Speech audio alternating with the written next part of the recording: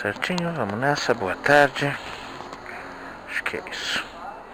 Vamos ver se entra sem... Ah, entrou. Beleza.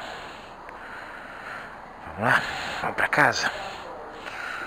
Ainda tenho que passar na farmácia. Não sei se eu passo antes. Acho que eu não vou lembrar de passar antes, esse é o problema. Engajo no papo aqui, vou na osmose pra casa. E aí esqueço. Boa tarde, quinta-feira.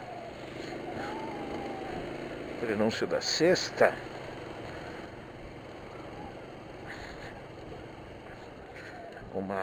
Um dia frio, bem frio. Conforme o planejado, conforme o...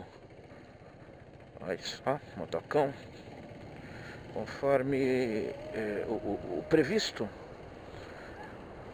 Com 16, 17 graus de máxima hoje. Mas fora um chuvisquinho leve na parte da manhã, tempo seco, apenas nebuloso. E teremos 3, 4 dias aí de frio, desse frio aqui. Mas, enfim, tudo certo, a vida segue. Muita coisa feita.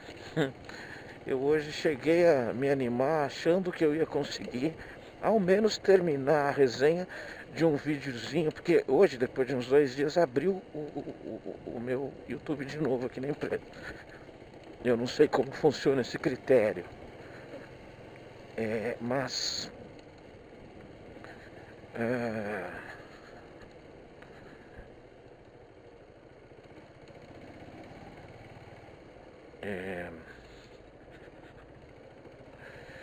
e tem um vídeo lá que já as últimas 5 vezes que eu abri ele aqui na empresa, eu consigo resenhar mais 10 minutos. 5, 10 minutos. E ele é um vídeo de 40 minutos, então ele faltava quase meia hora ainda para compilar. E... para compilar não, para resenhar, né? E claro que eu não consegui, porque no meio do caminho vieram demandas. Eu estava até atendendo a todas as demandas, mas não consegui de novo terminar. E como eu tenho que continuar respondendo em casa algumas coisas, eu vou provavelmente ainda deixar mais um pouco para resenhar depois. Vamos ver. Cara, é trampo, é bastante trabalho, é obrigação, é o que temos, né? Os processos estão entrando, os projetos estão entrando, os conceitos estão entrando. Então a gente tem que fazer, só tem que fazer, tem que correr para fazer.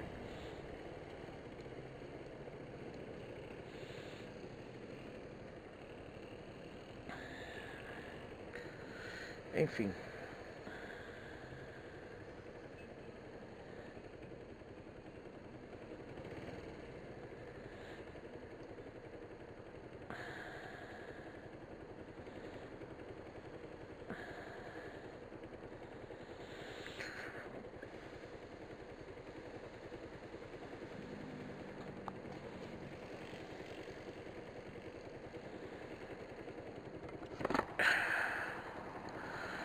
Tá frio, a viseira embaça rapidinho, né? Vamos nessa. Eu separei um assunto aqui que ele é muito fácil de se detectar, mas ao mesmo tempo ele é um retrato. Em alguns vídeos eu já usei esses termos e esse tom e essa forma de encarar, até para um conceito até de autoafirmação, no sentido de que as minhas ideias não são tão loucas assim, né? Vai lá, estilinho. Mais judiado que o meu, hein? Mais judiadinho que o meu.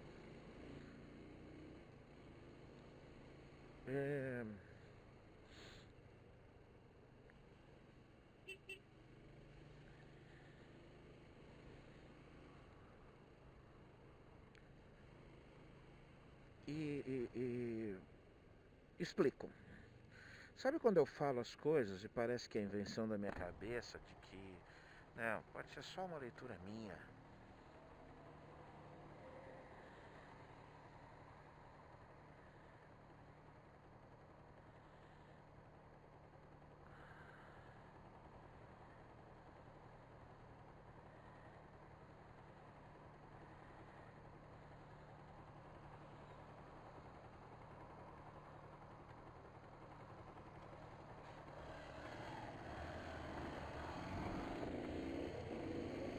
É só sua opinião, é só sua leitura.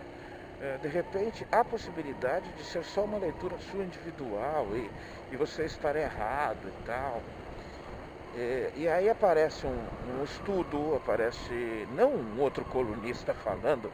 Às vezes é quando é um cara que eu respeito muito, é bom também saber que uma pessoa que você admira concorda com você. Isso é legal. Isso é bacana pra caramba. Mas nesse caso não, nesse caso não é só isso. Nem é isso, porque a pessoa que falou não é uma pessoa que eu guardo grande admiração no sentido pessoal, no sentido das suas índoles, mas em muita coisa eu já falei sobre isso. Ele é extremamente antagônico a mim e é por isso que quando eu concordo com ele, a gente vê que apenas o nosso modo de enxergar é diferente, mas estamos enxergando a mesma coisa. Em muita coisa, não em tudo. Em muita coisa mesmo eu não concordo com ele. Principalmente na visão liberal que ele tem. Enfim. Voltemos.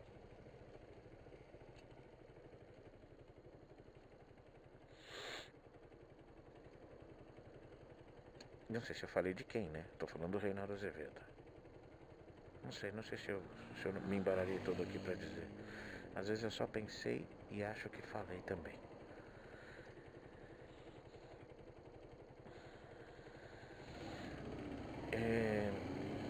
Nesse caso não. Nesse caso a pessoa que falou não é uma pessoa que eu tenho enorme admiração, embora respeite muito a sua coerência. E também não tenho dúvida sobre a honestidade dos seus argumentos. Ou seja, ele é honesto com ele mesmo e ele tem um perfil de ser honesto às suas convicções, né? Isso não é ruim. Eu já falei sobre isso. Nosso problema não é direita ou esquerda, mas honestidade.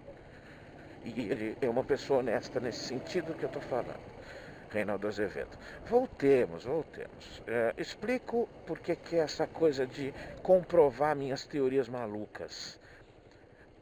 Eu, sim, continuo colocando a ideia de que a população em si não tem um valor ético básico extremamente bem edificado e que a população que gosta muito de culpar os políticos, ela não é tão vítima assim como parece. O nosso dia a dia mostra muito bem isso. O nosso dia a dia, igual a muitos outros países, cuja população precisa evoluir, precisa aprender, precisa entender mais as coisas, nós somos desonestos no nosso dia a dia. Nós cometemos muitas pequenas corrupções, o que denigre o nosso valor e o que não justifica o nosso sentido de indignação com a corrupção alheia, com a corrupção dos nossos políticos, dos nossos governantes. Por isso que não justifica. Por isso que eu não aceito movimentos gigantescos com as pessoas se travestindo de patriotas, sendo que trata-se apenas e tão somente de ter comprado uma ideia barata, de ideologia política barata, tá? Como foi, por exemplo, o movimento popular de pedido de impeachment da presidenta Dilma. Ela era uma besta. Novamente eu coloco isso, ela era uma besta. Mas, vamos lá. reforçando a base que eu costumo falar de que não, nossa população não é em sua maioria honesta. Nossa população em sua maioria não tem a oportunidade de ser desonesta, porque as pequenas corrupções são muitas o tempo inteiro, tá? Nós somos corruptos numa resposta que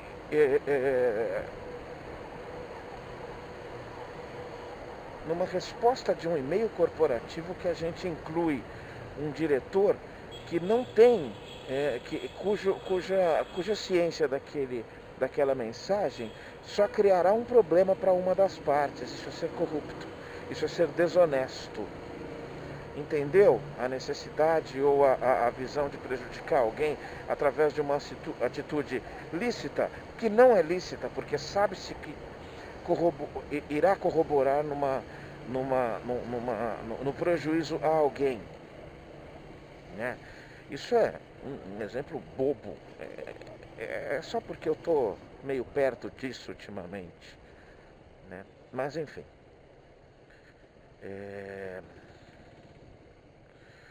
nós furamos a fila, nós passamos pela direita, nós mudamos de faixa sem dar seta e ainda xingamos. Por que eu vim até aqui? E ainda xingamos o cara que quase foi vítima do nosso erro. Nós temos a mentalidade cívica de um jogador de futebol no campo de futebol. Esse é o problema.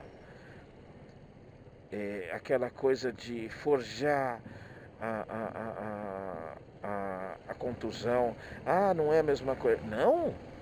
Forjar uma contusão para conseguir um benefício do INSS, uma aposentadoria por invalidez ou um afastamento de alguns meses, não é? Ninguém faz?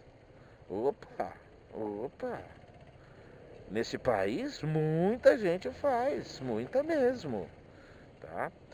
E deixo muito claro, não são essas pessoas que quebram a Previdência, tá? Não são, não. Mas voltemos aqui. Enfim, não vou ficar aqui dando exemplos sobre a desonestidade da população.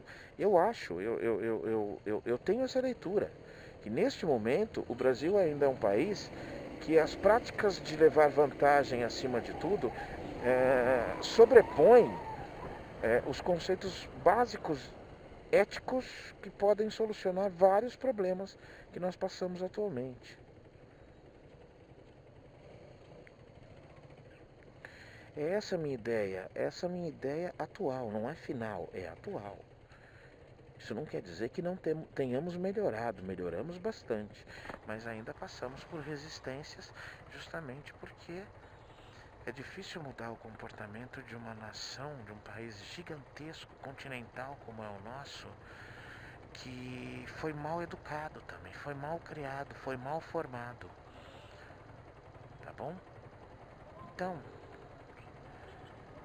enfim, minha tese é essa, minha ideia nesse momento é de que, sim, tem muita gente que defende a população ou muita pessoa que se diz vítima da corrupção de pessoas maiores que não percebem a sua parte na própria desgraça, na manutenção da própria desgraça. Tanto como um conceito, quanto uma consequência prática, tá bom? E aí aparece de vez em quando essas coisas, esses dados que me levam exatamente a confirmar com tristeza que eu estava certo. Uma pesquisa da Datafolha, no blog do Reinaldo Azevedo, eu vi isso hoje. Uma pesquisa da Datafolha mostra que a insatisfação, é uma pesquisa sobre desempenho do governo, desempenho do presidente e assim por diante, de que o brasileiro o brasileiro ele tá mais de 83% da população acha o governo de Michel Temer, tanto pessoa quanto equipe, ruim ou péssimo. E aí beleza, 83%, meu amigo, você está falando de bastante gente, né? E dessas 83%, mais da metade, 51%, consideram o governo dele ruim ou péssimo por conta do desempenho econômico. Tá?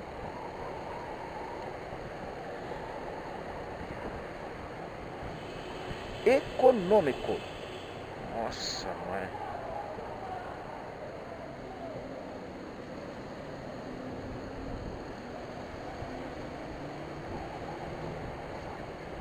Pensei que o cara tinha ainda rebatido o xingo do motociclista, né, cara?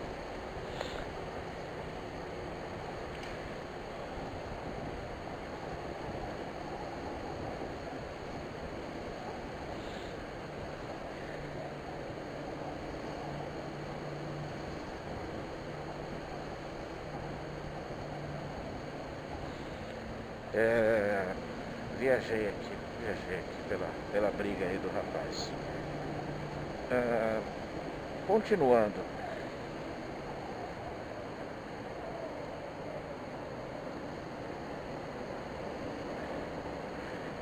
51% desses 83%, mais da metade desses 83% que consideram o governo ruim ou péssimo, diz que é ruim ou péssimo por conta do desempenho na economia, por conta do desempenho brasileiro, econômico brasileiro, por conta da recessão, por conta do índice de desemprego, por conta da falta de dinheiro em circulação, por conta de poucos investimentos da iniciativa pública e privada, enfim, por todos os motivos que fazem um desempenho econômico de um país ser ruim, né? Antes de continuar, eu queria entender como que só 83% da população podem considerar o governo de Michel Temer ruim ou péssimo. Cadê esses 17 que consideram bom ou ótimo, né? Eu queria realmente conhecer uma pessoa, um brasileiro que hoje fala, não, Temer está fazendo um ótimo governo. Mas, enfim, é um caso a se estudar, é um fenômeno de alucinação coletiva a se estudar. Mas voltemos. Eu não sei qual é o outro percentual, acho que 21% de um outro percentual que eu preciso conseguir ler para passar para vocês. E apenas 17% desses 83% que acham que o governo é ruim ou péssimo, acham ele ruim ou péssimo por conta da corrupção e desonestidade. É aí que eu queria chegar. Quando eu falo que lá atrás, agora há pouco, o movimento de impeachment popular, tá, impulsionado pela vontade popular da maioria da população, ou da maioria que se manifestava,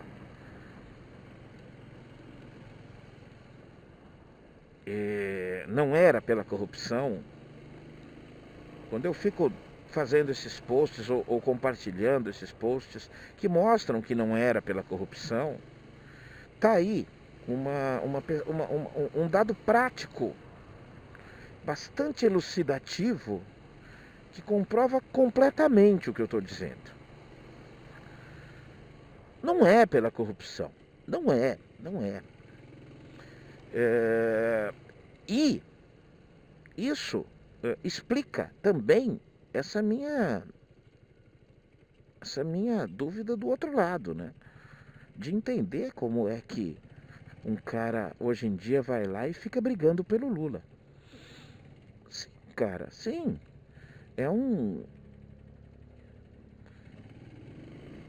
Foi um governo que gerou crescimento econômico, que deu aumento de poder de compra, que os programas de financiamento foram abertos a camadas que não se atingiam, que não eram atingidas anteriormente. Isso gerou riqueza, gerou consumo, gerou giro de dinheiro e gerou dívida também. Mas, enfim, é por isso que estamos pagando bastante agora. Eu já falei sobre isso. De repente, Você podia financiar um carro em 150 vezes. Você podia financiar uma casa em quase 60 anos.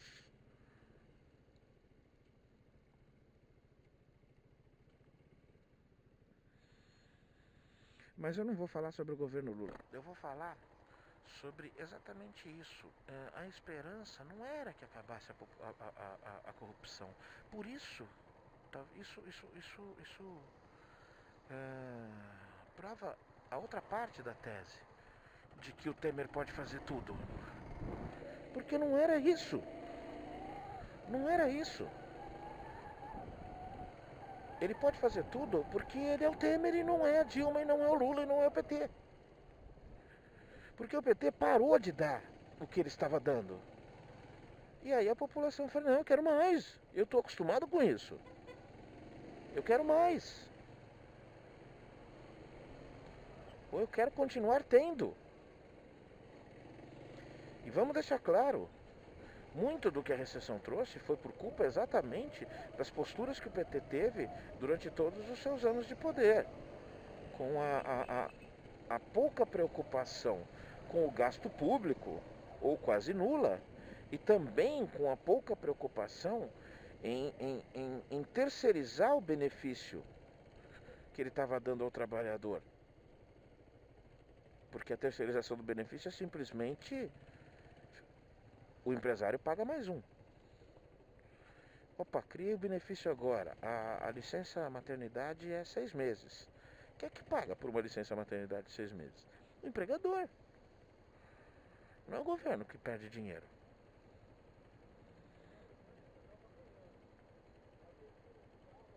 Não, e não é. Não estou falando da prática de que o dinheiro, o valor do salário maternidade é abatido 100% da guia do INSS a pagar. Não é disso que eu estou falando.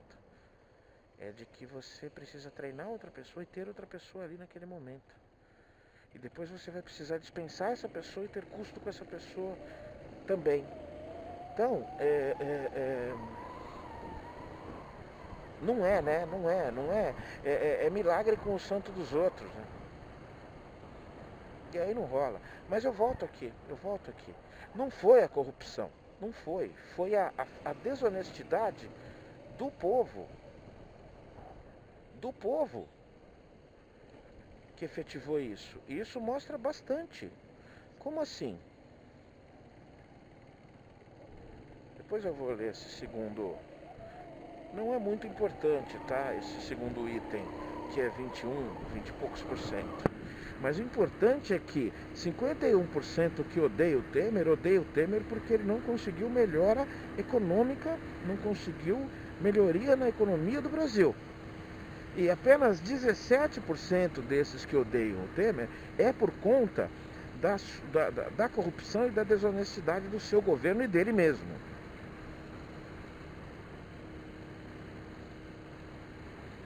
E isso, infelizmente, comprova a minha tese.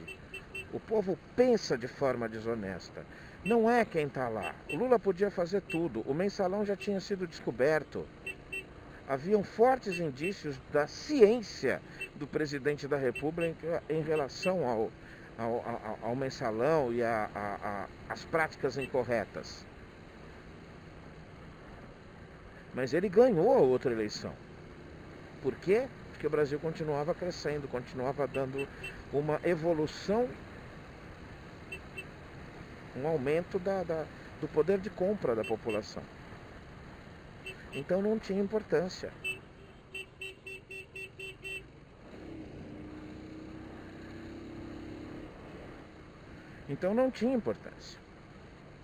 A Dilma foi eleita, aquela anta, aquela paca foi eleita. Não foi? Na verdade, o Lula a elegeu no primeiro mandato. No segundo também. Mas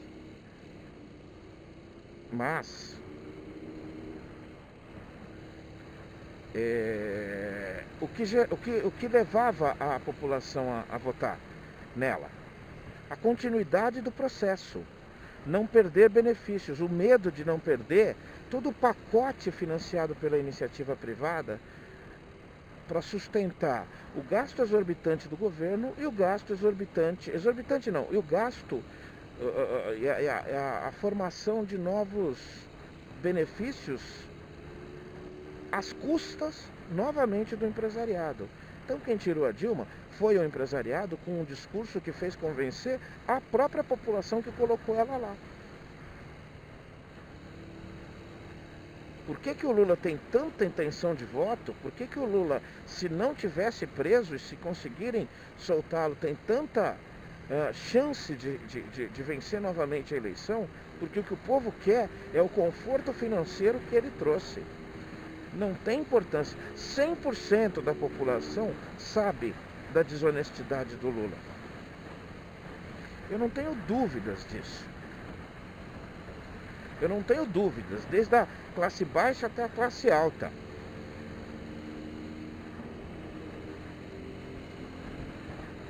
Mas ele volta porque ele provou, ele mostrou, está na prática e há pouco tempo na cabeça das pessoas. Eu comprei meu carro, eu me formei na faculdade boa sem precisar pagar. Tá? E não coloquem Bolsa Família nessa brincadeira, eu não quero nem começar. Eu nem começar a falar sobre isso. As pessoas miram em miserável, miram no mendigo da conversa. E ignoram o gasto estapafúrdio, o gasto indecente, inconcebível dos nossos políticos. As mordomias e benefícios e auxílios e tudo. Quando eu falo nossos políticos, deixe-se claro que eu estou falando dos 3 poderes. Mesmo um ministro não tendo sido eleito por um voto, ele é indicado lá, um ministro do Supremo, por exemplo, por um político. Tá? Então não me venha com essa. Não me venha com essa. Tá? O herói brasileiro que aprova, o herói Moro, que acha, que dá uma justificativa medíocre sobre o auxílio moradia para ele trabalhar e morar em Curitiba, dizendo que não, é só por conta das perdas salariais que não vieram, e as pessoas acham que está tudo bem. O deputado, muito bem intencionado, atual líder das pesquisas, que explica simplesmente que usa o auxílio moradia morando em Brasília, porque é mais barato, porque se ele fizesse conforme a lei, ele gastaria mais, geraria mais custo para os cofres públicos e todo mundo falar que está tudo certo. Não, cara. Ou todo mundo simplesmente ignorar, é porque ninguém está especificamente preocupado com lei, com regra, com ordem, com corrupção de verdade. O discurso conservador, ele é uma maquiagem. Sabe que maquiagem que ele é? Sabe o que ele quer maquiar? Ele quer maquiar o bom tempo do passado, que as direitas nos governavam e que dava para fazer um monte de falcatrua, inclusive as falcatruas que seus pais e avós fizeram para conseguir o patrimônio que tem. Viu, defensor meritocrata?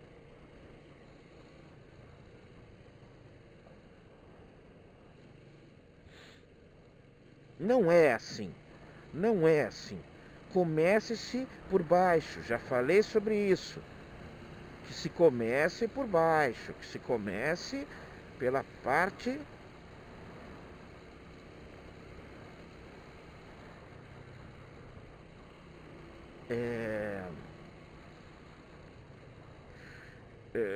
que move tudo isso, que é a parte da população. É esta parte a responsável pela situação em que nós estamos. A população é desonesta. A população não se preocupa especificamente.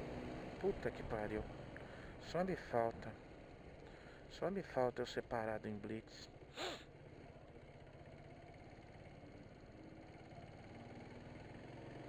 Morrendo de medo. Eles estão procurando alguma outra coisa, não é blitz de documento de carro, não. Que bom, que bom. No horário do rush.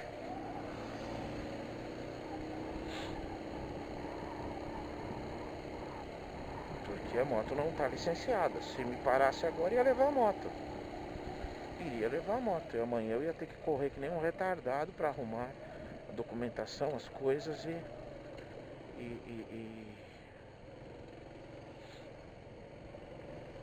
seguir, né? E, bom, enfim. Vamos lá.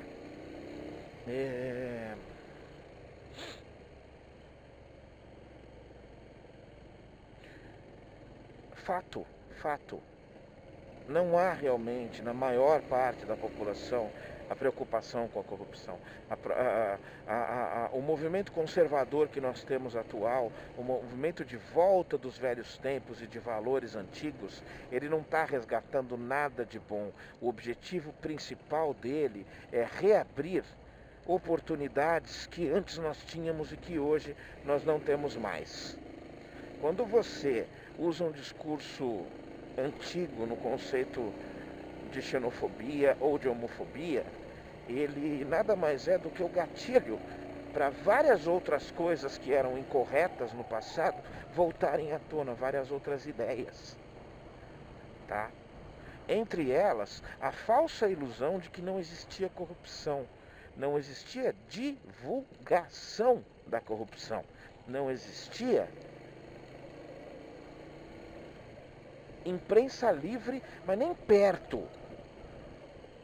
Por mais que imprensa livre também possa prejudicar tanto quanto imprensa presa. Mas eu prefiro ela livre. Eu prefiro até quem eu não concordo falando o que precisa falar e eu falando o que preciso falar. Tá bom? Deixe-se claro, tá? Esse estudo é Datafolha, cara. É tudo certo, não tem uma indução a uma resposta. Tá? Embora possa ser feito, sem dúvida alguma.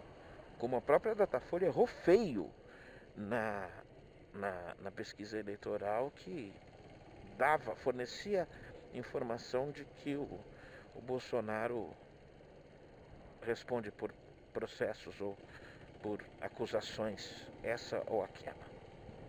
Tá? Agora,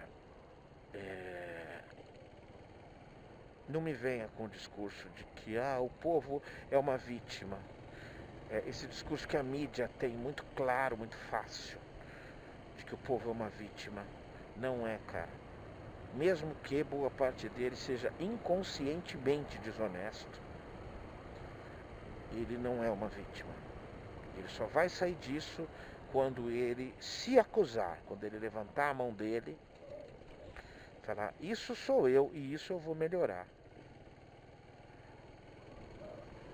E agora eu exijo que vocês melhorem aqui e aqui. Se ficar nessa de, nossos políticos, o Brasil que eu quero pro futuro, eu quero políticos assim. E o seguro-desemprego que você recebe trabalhando, você não abre mão, né? Ou o auxílio moradia do senhor juiz, que não abre mão também. E ninguém é capaz de olhar isso com como é que eu posso dizer, com crítica. Não vai para a imprensa isso de uma forma limpa, tá? E infelizmente, né, um cara que é antagônico a mim na ideologia é o cara que tem falado a verdade nesse conceito. O Reinaldo Azevedo é um crítico a Moro justamente por essa desonestidade intelectual que o Moro executa. O Moro teve a manha de entrevistar, de questionar o Fernando Henrique Cardoso se ele fazia palestras em troca de reformas em alguma propriedade dele. Bom, é assim, como ele é o heróizinho, ele pode e tá tudo bem. A grande maioria das pessoas que ouvir isso vai falar, não, tá certo, ele tem que prender o Lula, tem que prender o Lula. Então, isso é deturpar a lei. Isso é desonestidade de um grande, que é a mesma desonestidade do cara que joga aquela bituca no chão. É a mesma. É a mesma. Ele não se preocupa com a consequência daquilo, ele só vê o lado dele.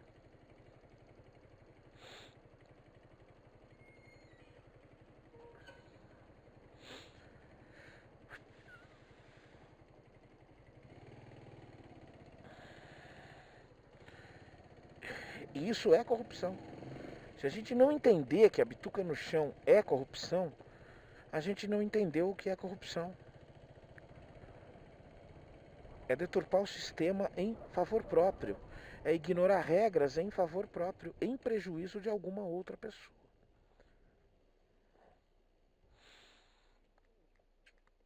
Agora eu vou pegar meu pitocos e vou na farmácia comprar uns negócios. Pra ele.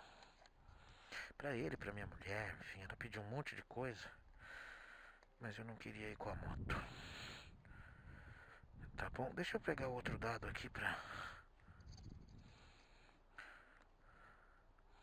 51%, 57% pela economia, 21% pelo desemprego e 15%, 15, não é 17, por corrupção e desonestidade. 15%. Tá bom? Ele podia fazer o que ele quisesse na vida dele. Ele podia cometer pedofilia ao vivo e a cores na televisão se ele tivesse melhorado a economia e gerado mais empregos. Então tá explicada a idolatria ao Lula ainda. E tá explicado por que Temer pode fazer o que ele bem entender. Porque a população em si é desonesta. Um abraço, gente. Até mais.